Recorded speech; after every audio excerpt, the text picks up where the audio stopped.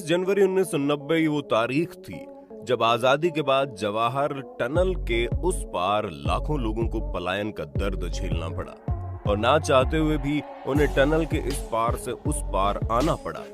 आपके दिमाग में आ रहा होगा ये जवाहर टनल क्या है। तो दोस्तों, ये टनल वो रास्ता है जो कश्मीर को जम्मू से जोड़ता है। लेकिन दोस्तों, उस दिन ये रास्ता किसी सरहद से कम नहीं था। इस टनल के जरिए लाखों कश्मीरी पंडित अपनी जान बचाकर कश्मीर से जम्मू के शरणार्थी कैंप तक पहुंचे थे। किसी दूसरी कंट्री में शायद ऐसा पहली बार हुआ था जब उस मुल्क की बहुसंख्यक आबादी को न चाहते हुए भी अपना घर बार छोड़ना पड़ा था। सवाल ये कि आखिर उस दिन ऐसा क्या हुआ जिससे रातों रात कश्मीरी पंडितों को अपना घर बार छोड़ने पर मजबूर होना पड़ा।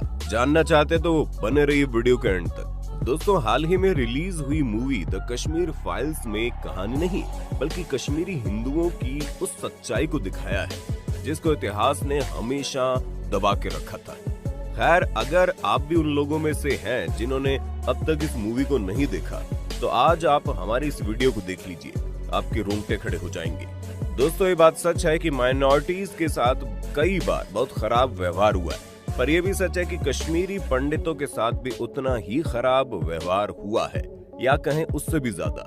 ऐसा लगता है हमारा सिस्टम खुद से ही डरता है क्योंकि उन्हें यकीन है कि हम लोग अपने लोगों को बचा नहीं पाएंगे। इसलिए हम ये मानने से भी डरते हैं कि कश्मीरी पंडितों के साथ बुरा हुआ है। सोचिए, ये कहां पीड़ित नहीं हो सकता और अल्पसंख्यक गलत नहीं हो सकता।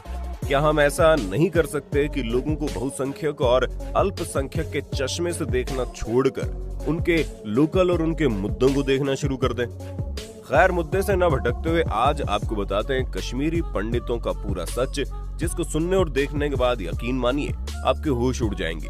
वीडियो को शुरू करें इससे पहले वीडियो को लाइक और ज्यादा से ज्यादा लोगों में शेयर करना तो बनता है।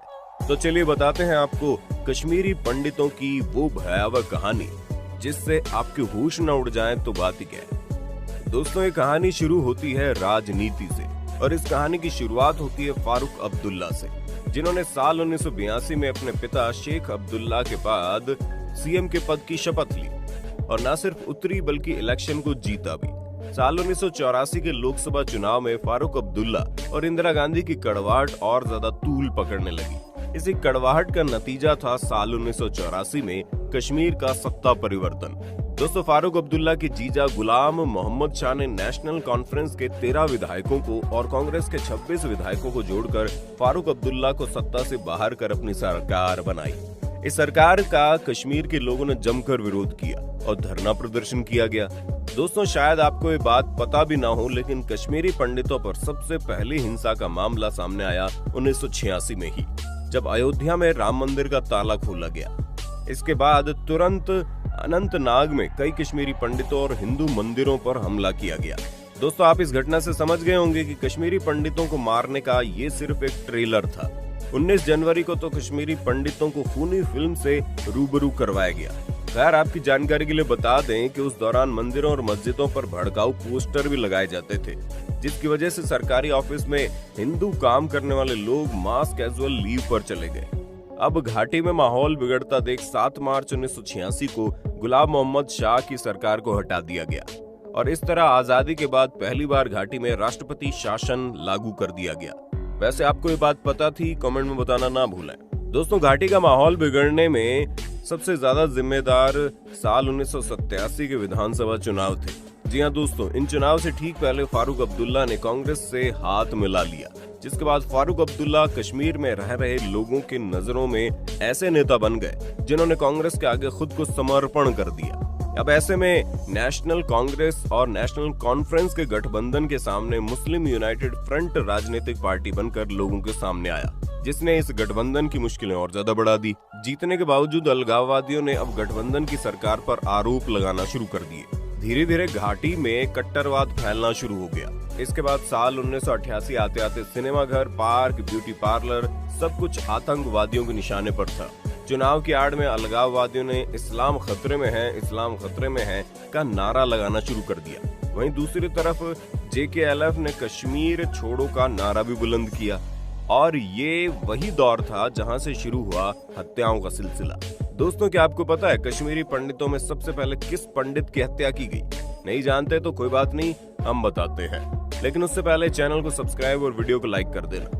साल 1989, तारीख 14 सितंबर। इस दिन हत्या हुई भाजपा के अध्यक्ष और वकील टीका लाल टपलू की। इसके बाद 4 नवंबर 1989 को जेकेएलएफ के मकबूल भट्ट को फांसी की सजा देने वाले न्यायाधीश नीलकांत गंजू को भी मौत के घाट उतार दिया गया।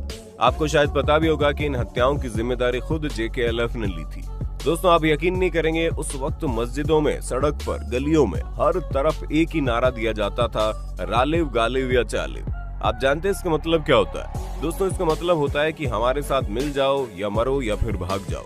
आलम यह था कि 8 दिसंबर 1989 को तत्कालीन वीपी सिंह की सरकार में गृह मंत्री और मुख्यमंत्री मोहम्मद सईद की बेटी का अपहरण जेकेएलएफ के आतंकवादियों ने कर लिया, जिसके एवज में सरकार को ना चाहते हुए भी जेकेएलएफ के बीच 5 आतंकवादियों को छोड़ना पड़ा। दोस्तों, उस दौर में सरकारी जॉब करने वाले हिंदू आतंकवादियों के निशाने पर थे। उस वक्त हालात इतने नाजुक और खराब परिस्थिति में थे कि 4 जनवरी 1990 को हिजबुल मुजाहिदीन की ओर से उर्दू अखबार, जिसका नाम आफ्ताब था, उसमें एक विज्ञापन प्रिंट की गई। उस विज्ञापन में लिखा था, कश्मीरी पंडित यहाँ से चले जाएं, नहीं तो अंजाम बुरा होगा। अब घाटी में बिगड़ते हालात को देखते हुए 19 जनवरी 1990 को जगमोहन को फिर से जम्मू कश्मीर का गवर्नर नियुक्त किया गया, जो इससे पहले 1984 से 1989 तक जम्मू कश्मीर के गवर्नर रह चुके थे। फारूक अब्दुल्ला ने इस फैसले के विरोध में अपने मुख्यमंत्री के पद से इस्तीफा दे दिया और इंग्लैंड रवाना हो गए। हुआ ये कि जगमोहन की नियुक्ति अलगाववादियों के लिए आंख का कांटा बन गई, और तो और इसके बाद कश्मीरी पंडितों पर हमले और ज्यादा तेज हो गए। दोस्तों, कश्मीरी पंडित 19 जनवरी की रात को कयामत की रात की तरह याद करते हैं। उनके घरों को जलाया जा रहा था, उन्हें मारा जा रहा था, और तो और उनकी बेटी और पत्नियों को अगवा कर उनके साथ रेप करके जिंदा जलाया जा रहा था। यही वजह थी कि दोस्तों 19 जनवरी 1990 को कश्मीरी पंडित रातों रात कश्मीर छोड़ने पर मजबूर हो गए। दोस्तों, उस रात घरों में सामान बिखरा पड़ा था, तन इधर उधर डले हुए थे, घरों के दरवाजे खुले थे, हर घर में ऐसा ही समा था। ऐसे लगता था भूकंप के कारण घर वाले अचानक अपने घरों से भाग खड़े हुए हों। हुआ भी ऐसा ही था। फर्क केवल इतना था कि ये प्राकृतिक आपदा का नतीजा नहीं था। दोस्तों, सिर्फ एक रात में करीब 1-2 नहीं, 1000-1500 नहीं, बल्कि 2.5 लाख से लेकर 3 लाख कश्मीरी पंडित घर छोड़कर भाग गए थे। अगर आंकड़ों से कश्मीरी पंडितों का दर्द बयां हो पाता तो जरा इसे समझिए। 20वीं सदी की शुरुआत में लगभग 10 लाख कश्मीरी पंडित थे और आज की तारीख में 9000 से ज्यादा नहीं है। 1941 में कश्मीरी हिंदुओं का आबादी में हिस्सा 15% था। 1991 तक इनकी हिस्सेदारी सिर्फ 0.1% रह गई। जब किसी समुदाय की आबादी 10 लाख से घटकर 10,000 से कम रह जाए तो उसके लिए एक ही शब्द है, वो है नरसंहार। दोस्तों, इस दिन को याद सिर्फ और सिर्फ पलायन की वजह से किया जाता है। ऐसा नहीं है कि 19 जनवरी के बाद कश्मीर में किसी पंडित की हत्या नहीं हुई। दोस्तों, घर छोड़ना, मार पिटाई, ये तो वो दर्द है जो हमें दिखता है, समझ आता है, लेकिन हम वो दर्द देख ही नहीं पाते जो हमें दिखता नहीं है। जैसे अनाथ हो गए बच्चे के रिश्तेदारों के हाथों उनके उत्पीड़न के कई मामले सामने आए। 1990 से 1997 के बीच करीब 800 बच्चे मेंटली बीमारी से पीड़ित पाए गए। इतना ही नहीं दोस्तों, महिलाओं के हालात तो पलायन के पहले भी खराब थे और बाद में भी। उनके ऊपर फिजिकली और मेंटली इतना ज्यादा प्रेशर था कि इन महिलाओं का मेनोपॉज 40 साल की उम्र से पहले ही हो गया। आपको जानकर हैरानी होगी कि इनमें से कुछ महिलाएं तो ऐसी थी जिनकी उम्र 34 साल से भी कम थी। दोस्तों, पिछले 32 सालों से इन्हें इंतजार है उस वक्त का जब इनके कातिलों को सजा मिलेगी और ये अपने घर बेखौफ होकर जा पाएंगे और सर उठाकर उन्हीं गलियों में घूम सकेंगे जहां कभी इनका हंसता खेलता बचपन बीता था। हालांकि नरेंद्र मोदी की सरकार ने 2015 में कश्मीरी पंडितों के पुनर्वास के लिए 2000 करोड़ रुपए के पैकेज की घोषणा की थी, पर आप खुद सोचिए इतने लोगों का इससे क्या ही होगा, कितने फ्लैट मिलेंगे और कितनी नौकरियां बटेंगी। खैर दोस्तों, 19 जनवरी का दिन उन तमाम मजबूरियों और दर्द का दिन है जब आपके अपने लोग आपको अपने घरों से भाग जाने को मजबूर करते हैं। सरकार आपका साथ नहीं देती और फिर आपके दर्द को भुला दिया जाता है। वैसे तो हमारे भारत में कई जगहों पर अत्याचार हुए हैं, उन पर बात भी होती है, लेकिन कश्मीरी पंडितों पर हुए अत्याचार को सेक्युलर रहने और देश में समरसता लाने के नाम पर बहा दिया जाता है। कहीं ना कहीं हमें इस बात को मानना पड़ेगा कि कश्मीरी हिंदू ना 1990 में घाटी के भीतर सुरक्षित थे और ना ही आज है। खैर, इस बारे में आप क्या सोचते हैं? आपको नहीं लगता सरकार को कश्मीरी पंडितों को उनका हक दिलाना चाहिए, उनके घर पहुंचाना चाहिए? अपने राय कमेंट में देना मत भूलना। वीडियो पसंद आए तो वीडियो को लाइक और अपने दोस्तों में शेयर करना मत भूलना दोस्तों।